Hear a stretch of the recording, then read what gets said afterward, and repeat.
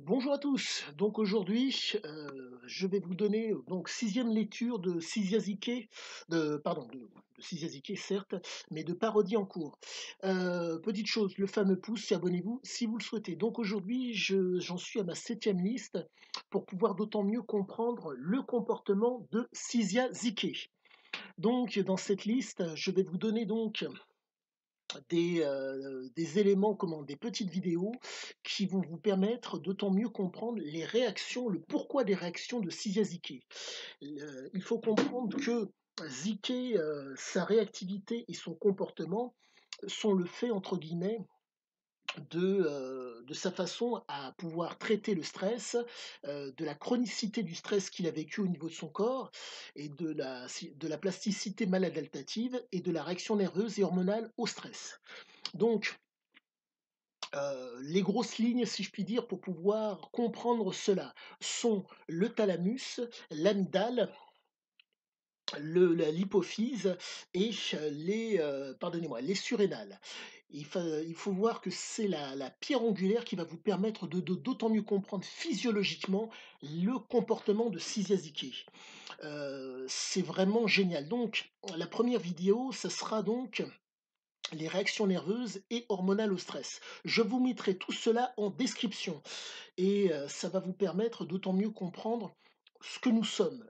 Il faut comprendre que, pour ma part, compte tenu du fait que je ne prends aucune drogue, je me dois, si je puis dire, pour pouvoir faire un livre qualitatif et vous donner des explications d'autant plus qualitatives, être dans le détail, être dans les angles. Les écrits de Ziké vous donne des éléments de compréhension de ce qu'il est.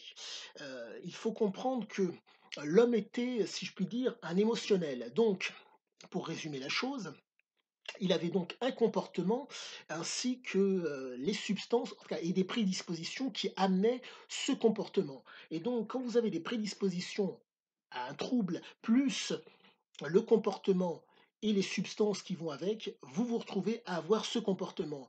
Et à la suite de ça, il faut comprendre au niveau physiologique et voire même neurophysiologique, qu'est-ce qui se passe au niveau du corps. Là aujourd'hui, c'est là où est-ce que j'en suis. Donc, j'en reviens à ce que je vous disais, les réactions nerveuses et hormonales au stress, pour pouvoir comprendre comment pensait Ziquet et comment physiologiquement il réagissait. De deux, le stress chronique, ça c'est la deuxième vidéo, et la plasticité mal adaptative.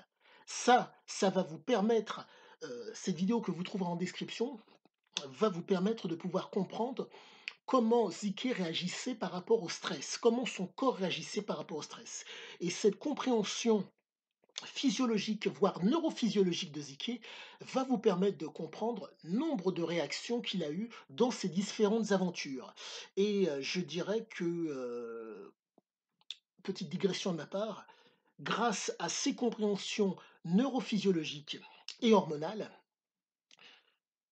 pour moi, le texte se tient. Pour moi, tout ce que tenaient les propos de Ziké sont vrais. Mais, petite chose à savoir, il faut savoir que l'homme parle généralement de vécu, pardonnez-moi, d'aventure a posteriori. C'est après qu'il écrit le bouquin. C'est pas durant, c'est pas un journal de bord. Ce qui fait toute la différence. Mais quoi qu'il en soit, compte tenu du fait que l'homme, pour pouvoir généralement parler, de façon qualitative, si je puis dire, de ses aventures passées, généralement, il se rend dans des endroits similaires ou proches, en termes de paysages, des aventures qu'il a vécues. Il faut savoir que, pour Oro, il était parti de mémoire, je ne sais plus dans quelle île des Caraïbes qui ressemblait énormément au Costa Rica. Ce qui fait que, compte tenu de son comportement d'addict, si vous voulez, certains endroits lui ont fait rejaillir ou repenser à certaines situations qu'il a vécues. Donc il a pu sortir ça d'autant plus aisément. Mais petite chose, il faut savoir qu'Oro a été écrit en 40 jours dans différents endroits. De mémoire, je crois même qu'il y a eu, de mémoire, Stockholm, chez son amie Tina, chez qui il a pu écrire. D'une. Point barre. Maintenant, petite chose très intéressante que vous verrez dans la vidéo. Traiter le stress. Alors là, je pense que vous allez adorer.